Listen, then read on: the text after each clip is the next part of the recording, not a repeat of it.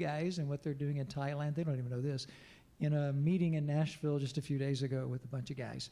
So just telling them how excited we are that the Lord has allowed us to be able to be supportive of these guys. So these guys, we send out, it's like you can sign up at the end of the service and they will treat you royally and put you to work if you want to get together a group and go to Thailand. Hey, we love you. It's great to see you. We absolutely pray for the two of you so very, very much, and we are honored to serve you. Let's welcome our family, Manit and Hannah.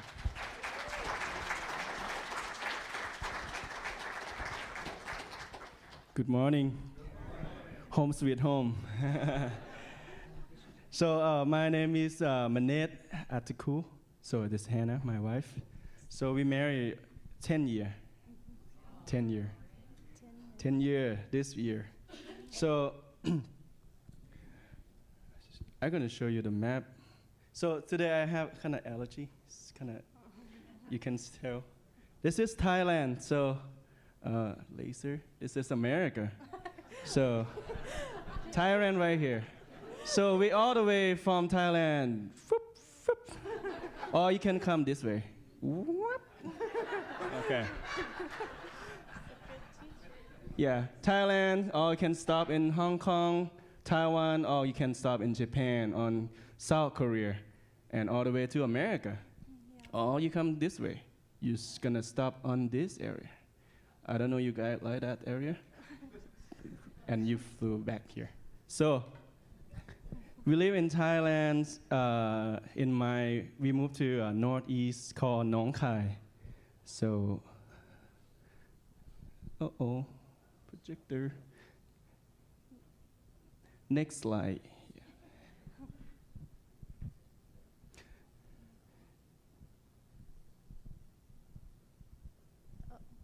Sorry. We live in Thailand, so me and Hannah moved back to my hometown called Ban Bang. It's a village called Ban Bang. And the district we live in Phao Rai. So the province called Nong Khai. So we're really top northeast in Thailand. So Isan have a really big area, 19,000. Oh, what is it? No, it's supposed to be million. Oh, million. 19 million. Sorry. Thank you. I forgot some zeros. And Nong Khai have 520,000 people, and Nong Luang 15,000. So, and Ban Bang have 40,500. 4,500 in our village. Okay, sorry. Thank you. So, I'm gonna show you a picture. Here we go. No. Yeah, thank you. This Thailand, where we are. Bangkok, Chiang Mai, there's Nong Khai, really close to the border. So all the way here, Laos, Vietnam, Cambodia. So we all the way right here on the. So the industry, here we go. That one's right. 19. That's correct. Yeah. So we live in a really rural village area. So they work at the rubber tree.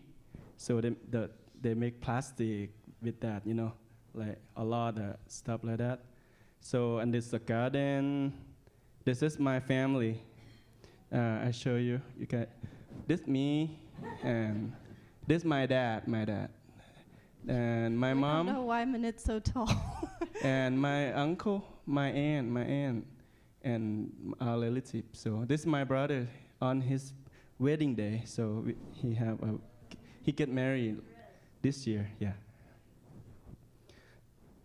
So our village have a issue with drug problem, and a lot of people, the teenager or adult have a problem with like a drug and struggle with the alcohol, and it's hard to see that, just like everywhere you go, you see that people struggle with alcohol and drug stuff. And then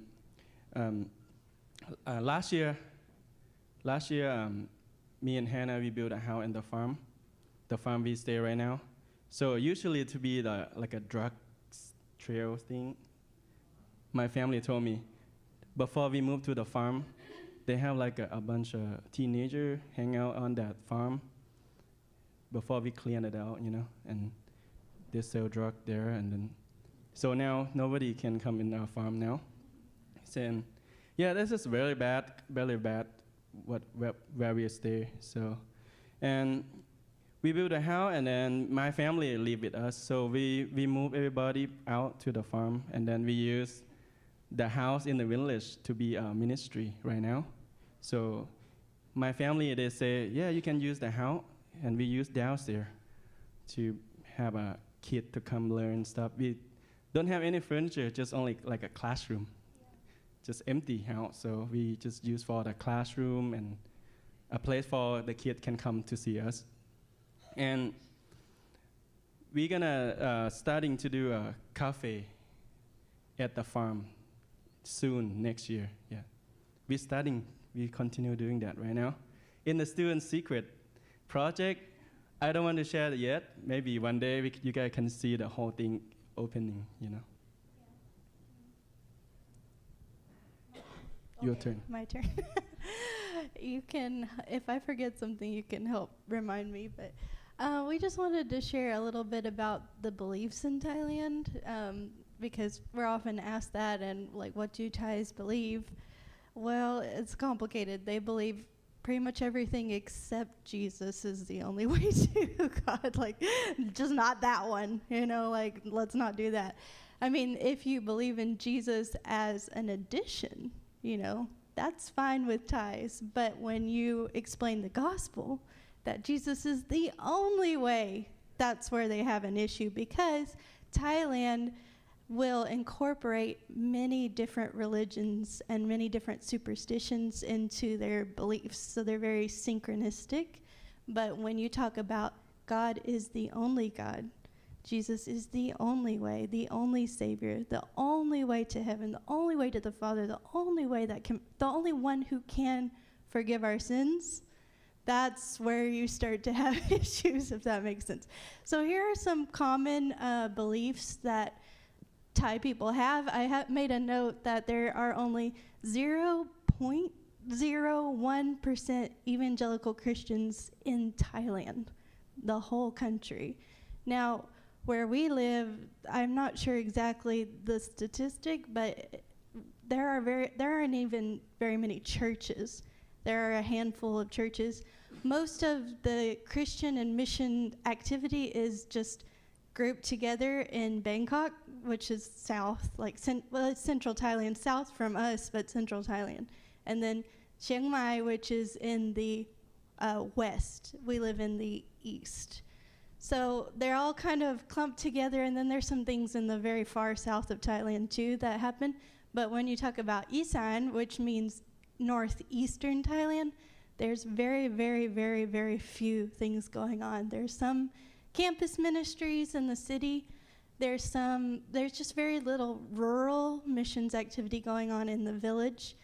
And we can get more into why. It's just hard. That's basically why it's really difficult. There's really deep roots that are a bit hard to address some of those things. So the major religion of Thailand is Theravada Buddhism. So Buddhism has different sects. There's like Zen Buddhism, which is probably what we're more familiar with in the West.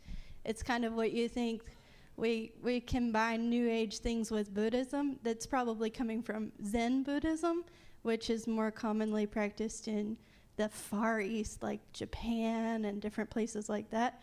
Theravada Buddhism means the way of the elders. So Theravada Buddhism is only practiced in, I've made a note, Thailand, that was one, and Sri Lanka, Laos, Cambodia, and Myanmar. Those are the only countries in the world where Theravada Buddhism is practiced. And it's really unique because it's dependent upon the community. If your community is not on board, it can't be practiced because the monks are the spiritual teachers of the community, and the community feeds the monks, literally, like gives them food to eat. And there's a cycle of dependence. So in every village there will be a temple. And the monks, they wake very early in the morning, and you will see on the streets families, usually mothers, sometimes you have older people too and fathers, but usually it's women of the family. They'll have like a big pot of sticky rice and maybe like different food and stir-fried things, and the monks will go down the street, and they'll usually have some novices, apprentices, which are little children who are living with the monks to learn, and they were helping the monks while they go together, and the monks have a basket, and the people will give them food in the morning, and that's their meal for the day. They can only eat until noon. Before noon. Before noon. After that, they don't eat again for the rest of the day. There's a lot of restrictions about monks. Now, do they follow those? No. Like, I see monks all the time, and like we have a shop that's kind of like a Best Buy, and they're in there buying iPhones. So they don't always practice what they preach. Some do, but so there's like this interdependence. You feed the monks, and then they feed you spiritually. So you go to the temple, and the monks are the ones that give you the teaching. It comes from them. They have Buddhist scriptures that they will read too, but sometimes they'll have new revelation of things that they've received while they were meditating, and they might teach you something from that new revelation too. So there's a lot of pressure on you when you're in a Buddhist community, and you can probably see why now. It's because this is how we do it here. It's the way of the elders. And you think you know better than the elders? You know, there's a lot of pressure. So this is the main religion of Thailand.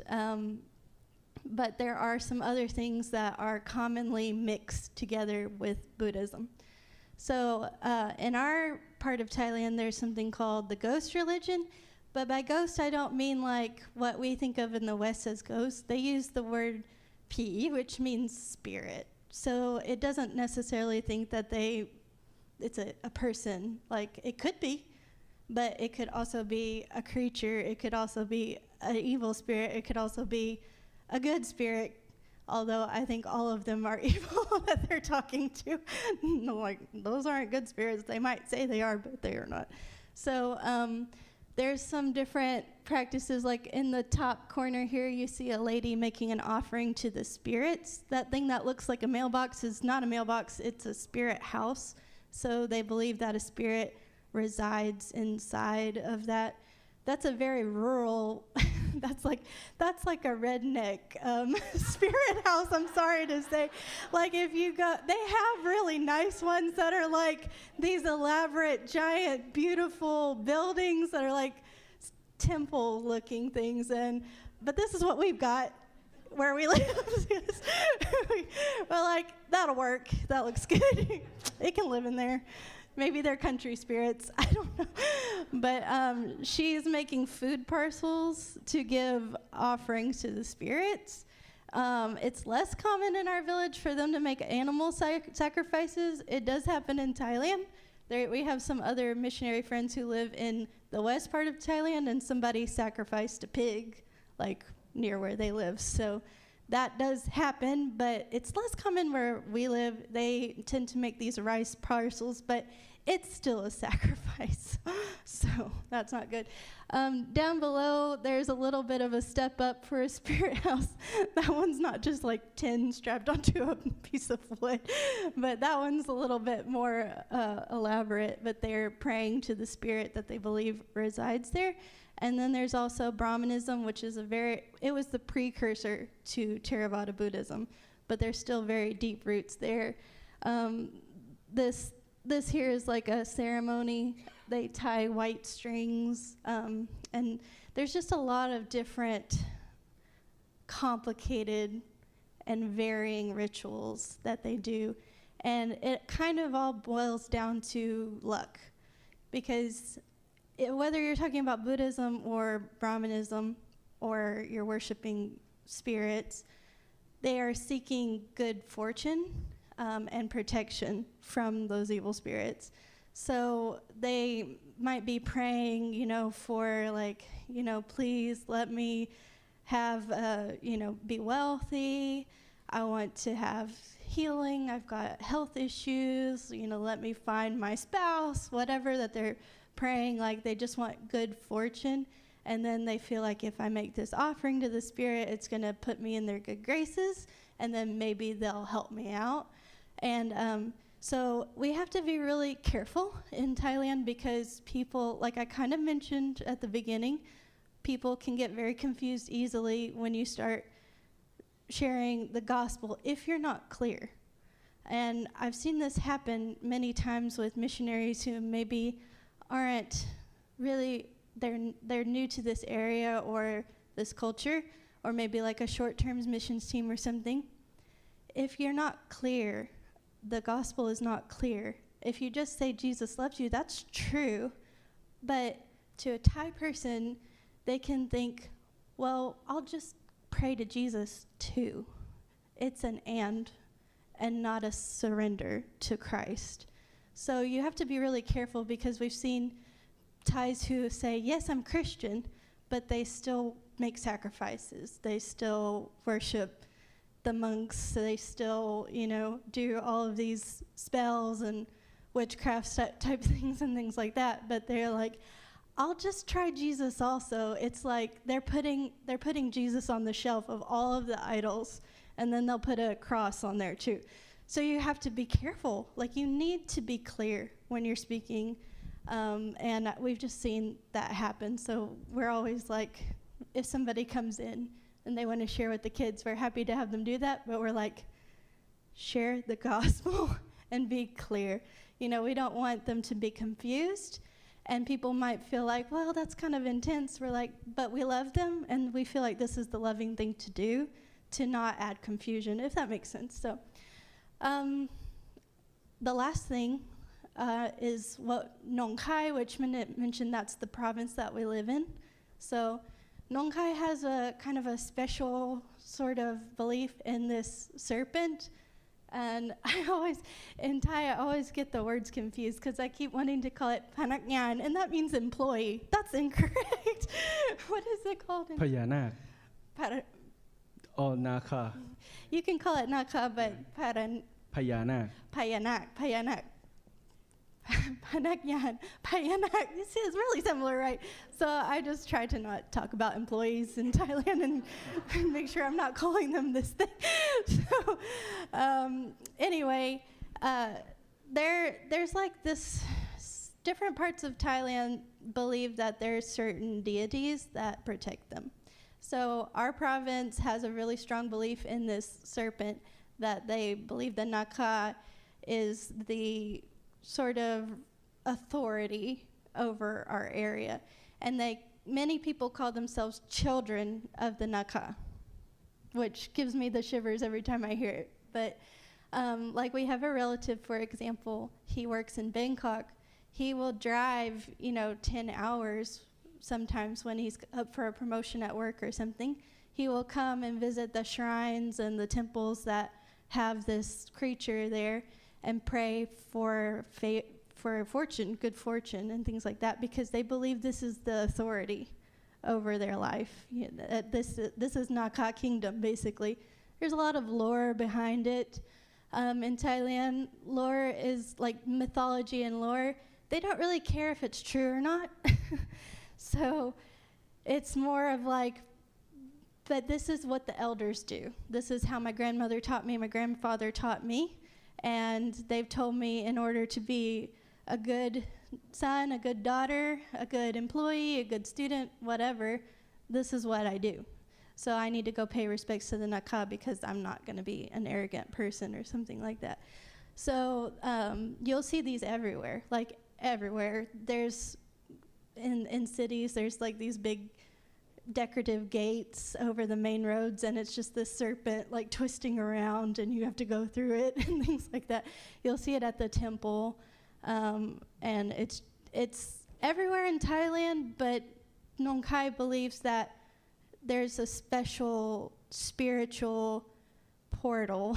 It sounds like a sci-fi movie, I know, but that you can access the kingdom of this creature. It lives in a different dimension. And I think that's probably true. I think it lives in the spiritual dimension and it's demon, but so they would worship it. So those are kind of the main religious things. So on to something a little more happy. Our kids in our class. So right now what we've been doing, and we'll be living in Thailand for 4 years in January, and we started teaching English. It was early. It was probably like in March of the first year or something like that. We only had, it started out with one little girl, Pewa. She was our neighbor, and she had a little board book that had the English alphabet in it, and she would march on over. I don't even think she was in kindergarten when we met her. She would march over from her house and come and sit down with me and teach me the ABCs in English, which, I was a new English teacher, so that was helpful. So I better start somewhere. But she would say, this is A, apple, like she's speaking in Thai, but A, apple, B, banana, and things like that. She was our first student. So we always have to give her props, like, Pewa was the first one. And the kids were like, no, I was the first one. Like, she really was the first one. I'm sorry. And it grew from there. Like, we had 4 girls, I think, that started coming. And it's like you turn around and there's 10. And then we turned around and then there was 20. And now we have 46 kids that come. We teach English. That's just been our way of blessing our community, since I'm a native English speaker and English is not spoken. It's taught in schools, but nobody speaks English, so it's full-time Thai, and then the local dialect, which is Isan. So I've been trying to learn both of those, but it's a big blessing, I guess we could put it that way, to be able to share knowledge, to teach English, and that's been a way that we've really helped the community. We've divided into 4 classes, so we teach Saturdays and Sundays. On Saturdays, we have 2 classes. We have kindergarten to 1st grade, and then we have 2nd and 3rd grade. So we always do the same kind of format with our classes. We have 30 minutes of English, and then we have 30 minutes of Bible study. So Manit teaches the Bible study, and I teach the English part. And then on Sunday, we have our 4th and 5th grade class, and then we have our 6th grade and older, basically. And they've been this has been a really good year for English. We learned reading and writing, so they were really struggling. I mean, they struggle to read Thai, I'm sorry to say. Educations are really, the schools have a lot of issues where we live. It's very rural. A lot of parents are unhappy with the school systems, and they have to pay to send their kids to private schools, which are 40 minutes away and things like that. But they'll do it because, it's your kid. You want them to have the best education they can. But since we've started teaching English, the parents have told us, my kid is passing their English exams. Some kids have gone to do competitions in English and passed, won prizes and things like that. So we've learned reading and writing, very basics in all of the classes, varying according to the different grades that they're in. And then the middle school, we're even learning more complicated grammar, past and present tense and future tense and continuous tense and things like that. And it's just been nice to see them. They can speak in sentences now, and I can say things in sentences in English, and they know what I'm saying, and that's very encouraging. So another thing that we've worked on with the kids this year, we did music classes and we did some baking classes. So that's our music class. Manit taught guitar and I taught piano. Excuse me. I was looking for a piano book, and I found online the one that Mrs. Donna Woodall used to teach me when I was a kid here. And I was like, I know this book. I can use this book. So I think of her every time I teach piano, and I'm not like particularly skilled, but I could teach a little bit, you know. So I had 2 girls, and they learned some basics about how to read sheet music and things like that. And, oh, there you are. I was looking for you, and I didn't see you. And then Manit has been teaching guitar. So he had, I think you had 4 girls that wanted to learn guitar. It's harder to get the boys to do anything. Like, we have boys in our class, but, you know, they go out and catch lizards, and I guess we'll have to do that. I don't know what we're going to have to do. We've been thinking, like, how are we going to get these boys involved with things? They don't like educational things, you know, like they're just 8-year-old boys and things like that. They're like, I want to go catch crabs and lizards and fish, and I don't know. I guess we'll have to do that. But anyway, so we've been doing that. And on the spiritual side of things, we've seen a lot of